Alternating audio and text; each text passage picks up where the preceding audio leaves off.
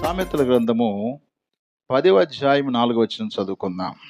బద్ధకముగా పనిచేయువాడు దరిద్రుడగును, శ్రద్ధ గలవాడు ఐశ్వర్యవంతుడగునని రాయబడింది. శ్రద్ధ అనేది ఇక్కడ మనం చూస్తాం.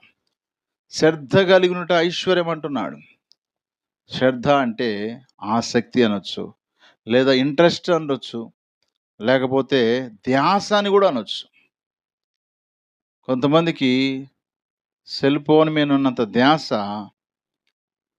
ఇక ఎవరి మీద ధ్యాస ఉండదు.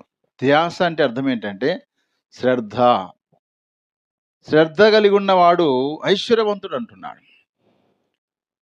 మనం చేసే పనిలో శ్రద్ధగా చేయాలి పని. శ్రద్ధగా మనం చేస్తే దానికి తగిన ప్రతిఫలాన్ని పొందుకుంటామా లేదా? అశ్రద్ధగా చేసామనుకోండి, అందుకే వాక్యం అంటుంది, దేవుని పనిని నిర్లక్ష్యం చేయవాడు, అశ్రద్ధగా చేయవాడు శాపగ్రస్తుడు అని రాయబడింది. కాబట్టి శ్రద్ధగా పని చేయుట, శ్రద్ధ కలిగి ఉండుట ఐశ్వర్యం అంటాడు. ఏ విషయాల్లో శ్రద్ధ కలిగి ఉండాలి అని అంటే వాక్యం సెలవిస్తుంది. మొట్టమొదటిగా ఆదికాండము 28వ అధ్యాయము 7వ వచనం చదువుదాం. యాకోబు తన తల్లిదండ్రుల మాట విని పద్మనారామునకు వెళ్ళిపోయిన నీవు ఏశావు తెలుసుకున్నప్పుడు అనే మాట చదువుతున్నాం. ఇక్కడ యాకోబు తన తల్లిదండ్రుల మాట విన్నాడు అంటే మనం తల్లిదండ్రుల విషయంలో శ్రద్ధ చూపించాలి. తల్లిదండ్రుల విషయంలో శ్రద్ధ చూపించలేకపోతే నిజంగా మనకు ఐశ్వర్యంగా పిలువబడదు. అది దరిద్రతకు గుర్తుగా ఉంటుంది. కాబట్టి మొదటిగా నీ జీవితంలో లోకములో ఉన్న వారి కోసం కాదు, స్నేహితుల కోసం కాదు, సమాజం కోసం కాదు, మొదట నిన్ను కన్నటువంటి నీ తల్లిదండ్రుల విషయంలో నువ్వేం చేయాలి తెలుసా? శ్రద్ధ కలిగి ఉండాలి.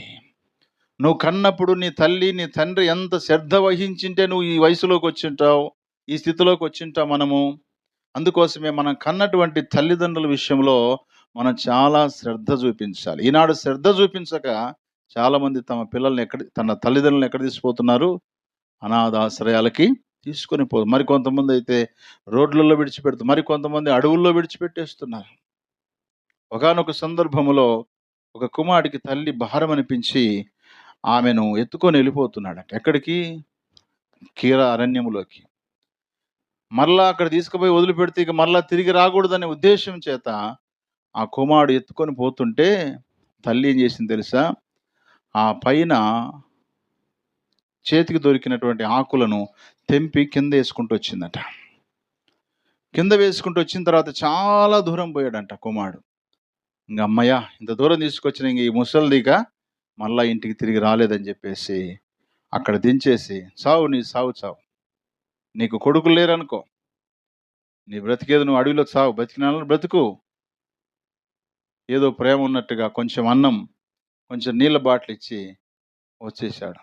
వస్తుంటే తల్లి పిలిచింది, నాయనా ఒక్క నిమిషం రా అంటే, ఇంకేంది నాతో నువ్వేం మాట్లాడుతావు, ఇంకా నీకు నాకు సంబంధం లేదు అని ఆ కుమారుడు సీరియస్ అవుతుంటే తల్లి అన్నదంట, నాయనా నేను చెప్పే మాట ఒకటి నాయన, నేను ఇక్కడే ఉంటాను, నిన్నేమి ఇబ్బంది పెట్టను, కానీ పోయేటప్పుడు జాగ్రత్త నాయన అన్నదట. పోయేటప్పుడు జాగ్రత్త. అంత నాకు తెలుసులే, జాగ్రత్త నాకు తెలుసులంటే, లేదు నాయన, ఈ అరణ్యంలో త్రోవ లేదు సరిగా, నువ్వు నన్ను మోసుకొని వస్తూ ఉన్నావు, ఆ టైంలో నేను ఆకులన్నీ కింద వేసుకుంటూ వచ్చాను, ఆ ఆకులు ఎక్కడెక్కడ కనపడితే ఆ రూట్లోనే నువ్వు వెళ్ళిపోతే కరెక్ట్గా ఇంటికి వెళ్ళిపోతావు నాయన అని తన తల్లి చెప్పిందంట. కుమారుడికి గుండె జారిపోయినంత పని అయిపోయింది. అక్కడికక్కడే పశ్చాత్తాపడి, అమ్మా నన్ను క్షమించమ్మా, నిన్ను అపార్థం చేసుకున్నాను, నువ్వు నాకు భారంగా ఉన్నావు అనుకున్నాను, నిన్ను అడవిలో వదిలిపెట్టి వెళ్ళిపోవాలనుకున్నాను, చెయ్యి, నాలాంటి తప్పుడోడికి ఎవరు లేడు, నన్ను క్షమించమ్మని చెప్పేసి మోసుకొని వచ్చినటువంటి ఆ కుమారుడే మళ్ళా తల్లిని తీసుకొని ఇంట్లో తను మరణించేంత వరకు కూడా చక్కగా తన తల్లిని భద్రంగా చూసుకున్నాడంట. నిజంగా తన జీవితంలో తల్లి పట్ల ఎంత శ్రద్ధ వచ్చింది. మనం కూడా చాలాసార్లు తల్లిదండ్రుల పట్ల శ్రద్ధ వహించకపోతే దేవుని పిల్లలుగా పరసంబంధమైన ఐశ్వర్యాన్ని పోగొట్టుకున్న వారమవుతాం. కాబట్టి తల్లిదండ్రుల విషయంలో మనము శ్రద్ధ కలిగి ఉండాలి. రెండవది, రోమీయులకు రాసిన పత్రిక 12వ అధ్యాయము 13వ వచనాన్ని చదువుకుందాం. పరిశుద్ధుల అవసరములలో పాలు పొందుచు శ్రద్ధగా ఆతిథ్యము ఇచ్చుచుండుడి అంటున్నాడు. ఆతిథ్యం ఇచ్చే విషయంలో మనము శ్రద్ధ చూపించాలి. ఆతిథ్యం అని అంటే అనుకోకుండా ఎవరైనా మన ఇంటికి వస్తారు, చెప్పకుండా వస్తారు, కొంతమంది పిలవకుండా కూడా వస్తారు మన దగ్గరికి. అలాంటప్పుడు వాళ్ళకి ఏం చేయాలి? మనము ఆతిథ్యము చెయ్యాలి. అబ్రహాము, శారాలు నిజంగా వారు ఎరగకనే ఆతిథ్యం చేశారంట. హెబ్రీ పత్రిక 13వ అధ్యాయం 1వ వచనంలో అంటాడు, సహోదర ప్రేమ నిలవరముగా ఉండనీయుడి, ఆతిథ్యము చేయ మరొకడి, దానివల్ల కొందరు ఎరుగకయే దేవదూతలకు ఆతిథ్యము చేసిరి. హల్లెలూయా. ఆతిథ్యం చేయుట. నీ ఇంటికి వచ్చే సేవకుడికైనా, నీ ఇంటికి వచ్చే బంధువుకైనా, నీ ఇంటికి వచ్చే స్నేహితుడికైనా, ఈవెన్ లాస్ట్కి నీ ఇంటికి వచ్చే శత్రువుకైనా దాహము గురుంటే దాహం ఇవ్వాలంట, ఆకలి గురుంటే ఆహారము పెట్టమని అన్నాడు. అంటే మన ఇంటికి ఎలాంటి వారైనా రావచ్చు, మన ఇంట్లో ఉన్న దాంట్లో ఏదో ఒక రకమైన ఆతిథ్యం చేయాలి మనం. ఒక ఫ్రూట్ ఇవ్వడమా, నీళ్ళు ఇవ్వడమా, భోజనం పెట్టడమా, లేదా మనం తింటున్నప్పుడే రావచ్చు కొన్నిసార్లు. అలాంటప్పుడు మనం తినే ఆహార పదార్థాలు మరి కొంచెమైనా ఎట్టకేలకు ఆతిథ్యం అనేది మనం చేస్తూ ఎలా చేయాలంటే శ్రద్ధ కలిగి చేయాలి. ఇష్టం లేకపోతే పెట్టొద్దు, కష్టంగా ఉంటే అసలు పెట్టొద్దు. ఇవ్వడం ఎందుకు, పెట్టడం ఎందుకు, సనుక్కోవడం ఎందుకు, గొనుక్కోవడం ఎందుకు? ఆతిథ్యము సనగకుండా ఆతిథ్యం చేయాలని రాయబడింది బైబిల్లో. ఆతిథ్యం అనేది మనకేం తీసుకొస్తుంది తెలుసా? ఆశీర్వాదాన్ని తీసుకొస్తుంది. యెహోవా ఆశీర్వాదము ఐశ్వర్యం ఇచ్చినట్టుగా ఎదుటి వారికి ఆతిథ్యం చేసినప్పుడు, దైవజనులకు ఆతిథ్యం చేసినప్పుడు తగినటువంటి ఆశీర్వాదం దేవుడు తప్పకుండా మనకిస్తాడు.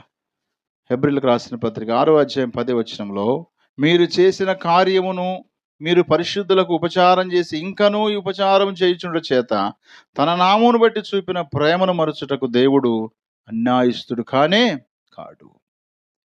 తన నామాన్ని బట్టి, తన ప్రేమను బట్టి, తన వాక్యాన్ని బట్టి మన ఇంటి దాకా వచ్చినటువంటి వ్యక్తికి ఆతిథ్యం చేసే విషయంలో మనం శ్రద్ధ కలిగి ఉండాలి. వారు భోంచేస్తుంటే మనం ఎక్కడో బయట ఉండడం కాదు, వారికి కావలసిన వాటిని చూసుకోవాలి. వారు తృప్తిగా తిని మనల్ని దీవించి వెళ్ళేటట్టుగా ఉండాలి. అబ్రహాము, శారాలు చేసిన పని అదే కదా. వారు తింటూ ఉంటే ఎదురుగా కూర్చొని వారి ఆతిథ్యాన్ని చేసి వెళ్ళేటప్పుడు దేవుడు ఏం చేశాడు? మీదటికి నేను కుమారుణ్ణి ఇస్తానన్నాడు. పేతురు అనే దైవజనుడు ఎప్పి అనేటువంటి పట్టణంలో చర్మకాడైన సీమోని ఇంట్లో ఉన్నప్పుడు కొర్నేలు పంపించిన మనుషులు రాగానే వాళ్ళ లోపల పిలిచి వాళ్ళకి ఏం చేశాడు? ఆతిథ్యం చేశాడు. కాబట్టి ఆతిథ్యం చేసే విషయంలో మనం శ్రద్ధ వహించాలి.